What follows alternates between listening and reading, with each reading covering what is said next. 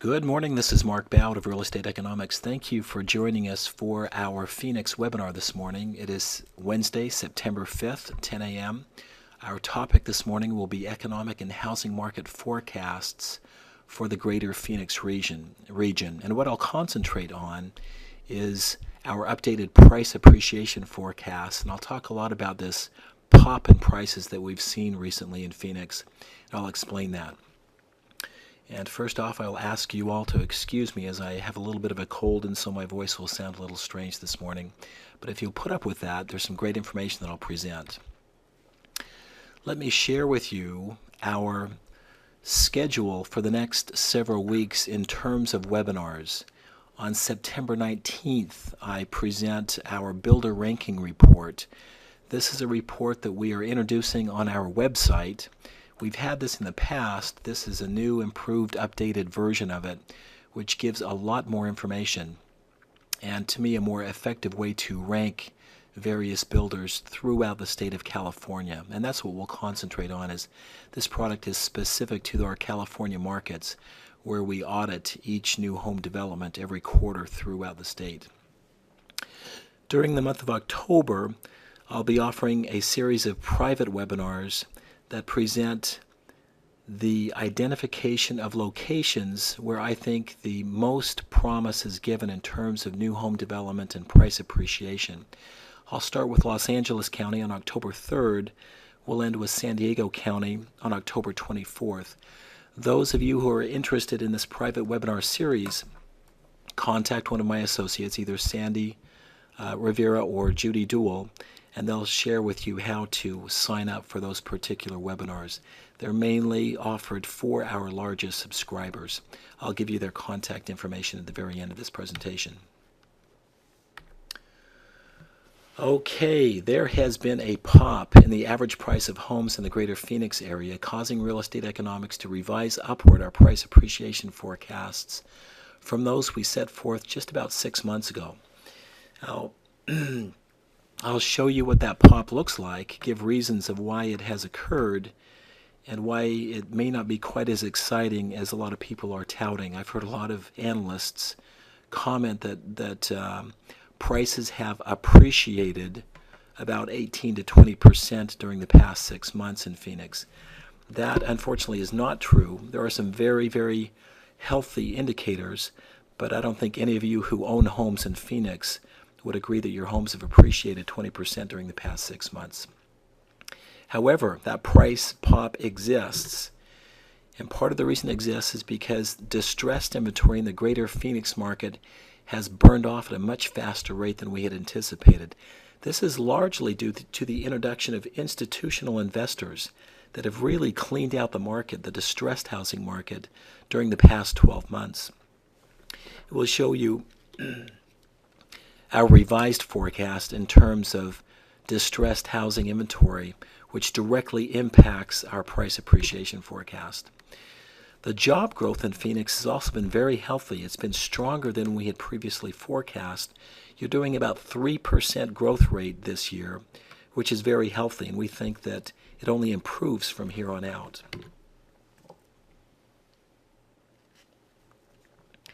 And then finally, the inventory of new homes and resale listings, both of those are lower than we had anticipated during first quarter of this year. We have new numbers for those, and the inventory has dried up pretty dramatically during the past 6 months. Okay, so here is that pop that I'm talking about. This chart shows the median price of homes, all housing transactions, throughout the Phoenix area from 1990 forward. You can see this big bubble that we formed back in 2005, 2006. The collapse, which was hard on everybody, it's kind of bumped along the bottom until year 2011, where it took another pretty substantial dip. And this pop is really the result of getting rid of what we were selling in 2011. It was about an 18% year-over-year pop. And again, I don't think we've really experienced that much appreciation. It is very encouraging, though, and the reason it happened is very encouraging. This is what that pop looks like numerically. Here's our median home prices on an annual basis. Look what happened in 2010. we had a median price of about $137,000. Now this includes all transactions, resales, distressed housing, as well as new home closings. So when we dumped a ton of distressed housing on the market during year 2011, this price fell dramatically. From 2010 to 2011, it fell about 14%. So this pop that we're seeing during year 2012 is simply a reflection of the fact that we've burned off a lot of that distressed inventory. And the market is really normalizing back to prices where it really should have been without that inventory. Notice the change from 2010, 137,000, to 2012, 140,000 really isn't nearly as dramatic without that 2011 drop. So what is the best way to measure price appreciation? If this is not real price appreciation, how do we really measure that? And I wanted to talk about that a little bit. I've seen it measured in various ways. This tends to be a fairly effective proxy in price appreciation, and we use it as a proxy in price appreciation, except for those years where we face these big anomalies like we did in 2011, 2012. When we do our site-specific studies, we have a different way of really measuring year-over-year changes in price appreciation. And some analysts, I know, they do what's called same home sales, where a home will sell, they'll wait until that home sells again, they'll measure the difference, and they'll call that true price appreciation. That's a good way if you have a good sample, but even that sample, it tends to be very small. Even in a market like Phoenix, where you do a lot of transactions, that sample tends to be fairly small, and even that sample has been impacted by market distress during the past few years. So to me, it's still not really the best way to do it. The best way to do it, I think, is by measuring price lines. That's what this particular chart shows. What I did is I plotted all new home sales, in this case which occurred during the month of July, year 2011. That's shown by these green dots. Then I plotted all new home sales, new home closings, during July of year 2012, the most recent month for which we have data. Those are the blue dots. I'm concentrating on the new market because that's obviously where we do most of our studies in Phoenix, and that has the most meaning for most of my clients. Once I have that plotted, I'll run the regression lines, or the market price lines, for both of those samples. The samples tend to be large, and those price lines tend to be fairly stable in terms of reflecting what true price potential is by overall unit size range. We also get rid of anomalies at the very top and the very bottom to reduce those errors. So this is what we came up with for year 2011, July year 2011. That's shown by the green curve. The blue curve reflects July year 2012, and sure enough, there is a positive difference between the two. If you measure that, it looks like this. Here's our year 2011 price line by unit size range. Here's our 2012 price line by unit size range. The reason I like this is not only do you get a measure of price appreciation, but you get it for the spectrum of unit size. And what that shows is that smaller homes have actually appreciated a bit less than larger homes, at least during the past 12 months. The overall average size of new homes is about 2,200 square feet. And so overall price appreciation, again, for the new home market is going to be around 4.1% for new homes in the greater Phoenix area. We apply the same methodology when we do site-specific studies, and then we have ways to extend our forecast for the next 5 years in terms of new home price appreciation that's specific to a given community. So overall, we have not seen 18% appreciation. The appreciation has been more like 4%. Still, that's very healthy. And my assumption is that's actually more healthy for the new home market than it is for the resale market. The resale market has been a bit more impacted by distressed housing. The new home market has very little supply, despite the fact that we've seen new introductions during the past 6 months. It's still very, very little supply. And new home builders who were able to deliver product, most of them, have seen some fairly significant improvements during the past 6 months, and I think those continue. So the good thing is this is just the beginning. And it begins a cycle, opens a cycle that I think will be quite healthy for the next 5 years. So our updated price appreciation forecast looks like this. These were the numbers that we posted during first quarter of this year. They range from 0.3% for year 2012 all the way up to a high of 7.5% in 2016. Then it begins to taper off a little bit. Now we're thinking a bit differently. It's much higher, about 4% for 2012, a little bit higher for 2013, higher still for 14. It peaks in 2015, and it starts to level off in 2016 and 17 as we approach that 40-year trend line between household income and housing prices. So part of the reason it becomes very healthy during these next 4 years is because this market is grossly undervalued. Despite the fact that we've seen appreciation, it's still significantly undervalued, and we're seeing pretty healthy economic growth. And I'll share with you comparisons of Phoenix with other metro areas in just a bit. But before I did that, I wanted to show you exactly what our measures are of distressed inventory. This shows notices of default, shown in blue. The red are foreclosures. The green are foreclosure sales or REO sales, the bank selling a foreclosed property to a new owner. If you look at the gap between foreclosures and foreclosure sales from when there was hardly any distressed inventory, which is 2005, 2006, and then cumulate the difference between those two over time, you get a very good idea as to how much inventory the banks are still holding. And this is what that looks like. And I showed it in two different ways. This pink bar represents our estimate as of first quarter year 2012. We've revised it, brand new information. The blue bars now reflect our most recent up-to-date forecast for the next 5 years. Notice they're the same through 2011. That's no surprise. But 2012, they separate quite a bit.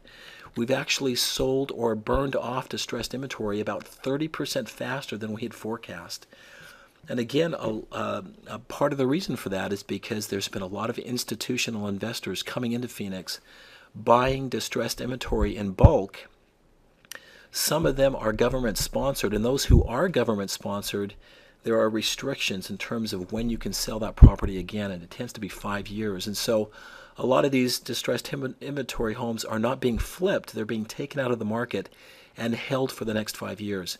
Some are doing it by force. Some are doing it voluntarily. I think most of them will hold on because most of those investors are recognizing that there's a fairly significant upside in not flipping it, in bringing it, introducing it gradually into the market. It improves their overall return. So these blue bars reflect our most recent update, and it shows a burn-off of distressed inventory at a much faster pace than we had forecast only 6 months ago. That brings up more price pressure and goes into our higher price appreciation forecast that I showed. Okay, just a comment about the economy. I wanted to show the various industries that are represented throughout Phoenix, the total number of jobs that exist in those industries for the most recent month for which we have data, July 2012, relative to a year ago. Here's the difference between those two. This is a 2.9% growth rate overall, which is one of the highest growth rates that I've noticed in the nation. There's a few markets that are experiencing a higher growth rate, but this is an extremely healthy growth rate, especially when coupled with the Phoenix market's incredible affordability. A lot of that growth in percentage terms is occurring in construction. Not only have we begun to build homes again, but we've begun to build more non-residential, and there are more public jobs, still a lot of public jobs that are being constructed, or projects that are being constructed right now that has kept that fairly healthy.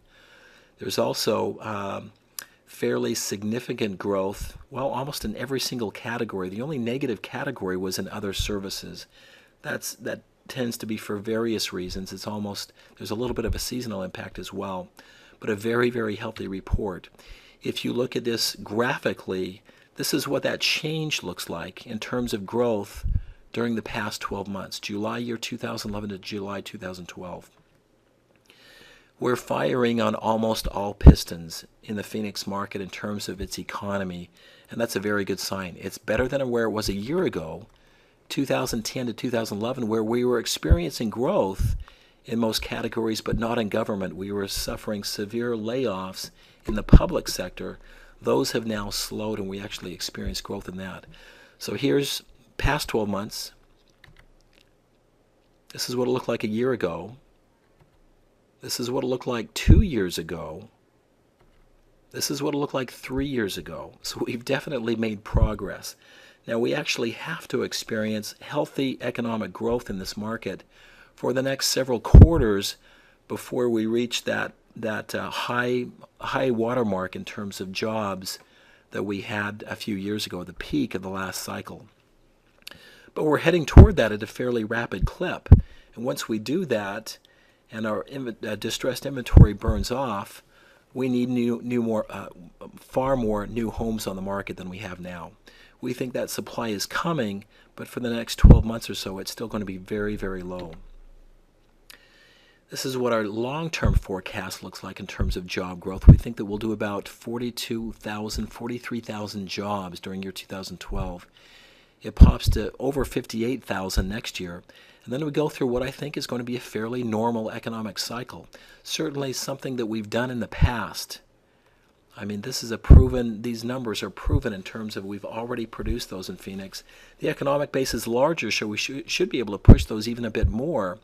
But we think that this is a conservative, effective forecast in terms of long-term growth that corresponds with the types of industries that we see forming in Phoenix, productivity levels, and so on. Okay, this is the chart I was talking about where I wanted to share with you the overall affordability of the Phoenix market relative to its job growth. I wanted to compare that with various MSAs throughout the nation. So I'm listing Vegas, which is extremely undervalued. And the way I'm defining undervaluation is I'm comparing the current level of mortgage costs, which incorporate interest rates. I'm comparing what that ratio with household incomes, and I'm comparing that ratio to what that 40-year trend line in that ratio looks like. And based upon that, Las Vegas is about 42% below that 40-year trend line. It'll probably remain that way. It's going to be, or at least in the foreseeable future, because its economic growth is very low. It's only seen about 0.3% job growth during the past 12 months, not nearly enough to begin to pull these prices up. It has to experience between 1, 2, and even 3% job growth before it really begins to make a dent in this. So it's going to be kind of a slow slog in the Vegas market. Even in Riverside, the California market, inland market, which tends to be less affordable than Phoenix, at least it historically has, is actually more affordable than Phoenix now relative to the household incomes that exist in this particular market area right now. Its overall rate of job growth is 0.9%. Actually, this is for June. It actually popped up to about 2% during the most recent data. So this is looking better, and we see health beginning to form in Riverside, San Bernardino. It will also experience a bit of a pop, but that will come later this year, if not the beginning of next year. Here's Phoenix, which has already experienced that pop in price, a 2.9% job growth rate. There's only two that are really higher that I found. One is Salt Lake City at 3.3%. The other is San Jose, which is at 3%. There are others across the nation, but in terms of where we do most of our consulting work, those are the two that stick out. But if you look at Salt Lake City, I'm not showing San Jose, but it shows a similar pattern. It's not very undervalued. It didn't experience this huge bubble that we experienced in Phoenix. And so when you combine it with its growth rate, it may not have quite as much upward pricing potential as Phoenix, because Phoenix has a greater distance to go up. And now it's being pushed by a strong economy.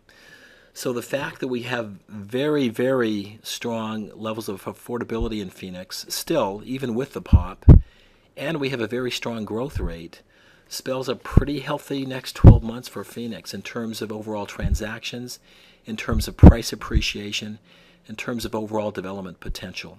So if you are a builder and you have not locked down land in this market, now is the time to do that. That window is closing a bit. What I would do is I would probably first go into those master plans where land can be readily available. It's either already improved, it's in the process of being improved, or it can be improved relatively quickly because it's already been approved. And so places like Verrado, Estrella, Vistancia on the west side, and other places. There are a lot of master plans that have been around a very long time that either have lots or can bring lots on fairly quickly. It's a good idea to start those negotiations sooner rather than later. This is something that I think lasts. Now keep in mind that it doesn't last in terms of those pops. I think that's a one-time event. But in terms of steady, fairly healthy appreciation, I think it lasts for the next several years. Okay, just to close out, I'll show the results of our most recent modeled update. Those of you who are familiar with this, the green curve represents my measures of overall housing demand. The blue curve is housing supply. The gap between the two, which is shown here, shows oversupply or undersupply. Here's where we are right now. Now we're heading toward equilibrium very quickly and into a new cycle of undersupply, but we're still oversupplied. I'm getting a lot of questions as to why I'm showing that, because obviously there's some market health that's being noticed in the Phoenix market. Keep in mind that this covers a two-county region, both Pinal County and Maricopa County. There's still a lot of distress in that market. It's just that the A areas and a lot of those B areas have already been picked over. It's those C areas, the distant reaches of Pinal County and Maricopa County, that still have a lot of distress, that haven't experienced that pop, and that represent the bulk of this oversupply.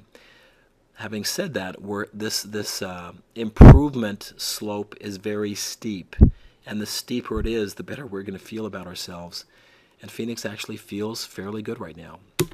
The flip side of that is the housing valuation model. The green curve represents where I think we could be in a normal economic environment in terms of price support. And this incorporates interest rates. And the blue curve is where we actually are. Here's that pop that we've experienced. I think that what happens during the next few years is our affordability curve, which is basically what this green curve is, has got to go down. The reason it'll go down is because there's no way that mortgage rates can remain below 3% fixed. They've got to be pushed up. That's an artificial anomaly that will go away during the next few years. And as it does, this will force the affordability curve downward while we're experiencing appreciation. And eventually, around 2016, 2017, the two will meet. In the meantime, we have these unprecedented levels of undervaluation that's still occurring. Now, it was very unstable during the bubble years of 2005, 6, and 7. It crashed very hard. It overcorrected. We're off the peak of that undervaluation, but we're still very, very high in terms of our measures of undervaluation. And that means that there's still a lot of upside to be claimed in terms of price appreciation. That forecast that I showed earlier in terms of price appreciation, as that forecast is realized, it pushes this curve back down toward equilibrium. It's common that we experience periods of slight overvaluation and slight undervaluation.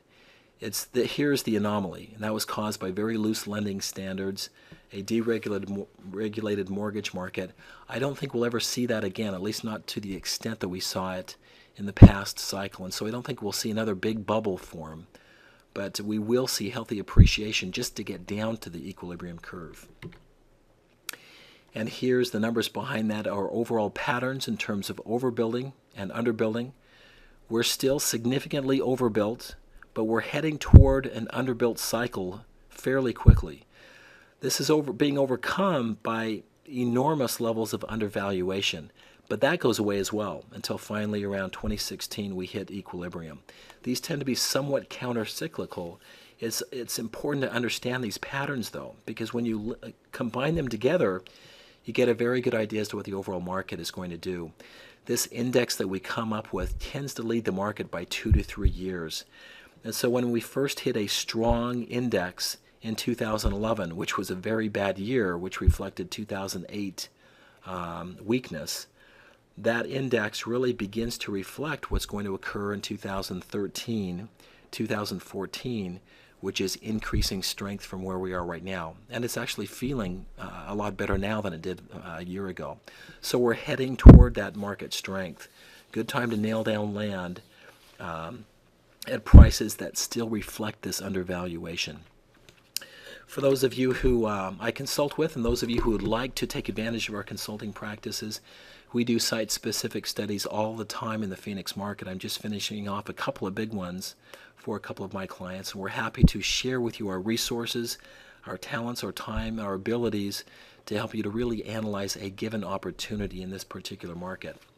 We also offer an abundance of web-based information tools. Basically, everything that you've seen in the webinar has been taken directly from our website. Myself and our consultants, we use our website to come up with every one of the studies, the site-specific studies that we do. Here's contact information for myself, for John Mulville. Both of us do handle the consulting, the bulk of the consulting in our particular office. Judy Duell and Sandy Rivera handle both of the sales.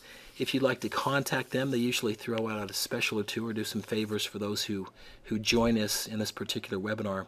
Give them a call or send them an email, and they'd be happy to share with you some more detailed information regarding this market, perhaps run some of the information from our website, and even give you free access to our website for a week or two to get you familiar with our information. We thank you for joining us. Again, I apologize for my voice being a bit out this morning, but it's exciting. I'm excited about what is going on in Phoenix and the increasing amount of work that we're doing in Phoenix. Well, hopefully we'll get a chance to share with you our expertise in that particular market. Thank you. Take care.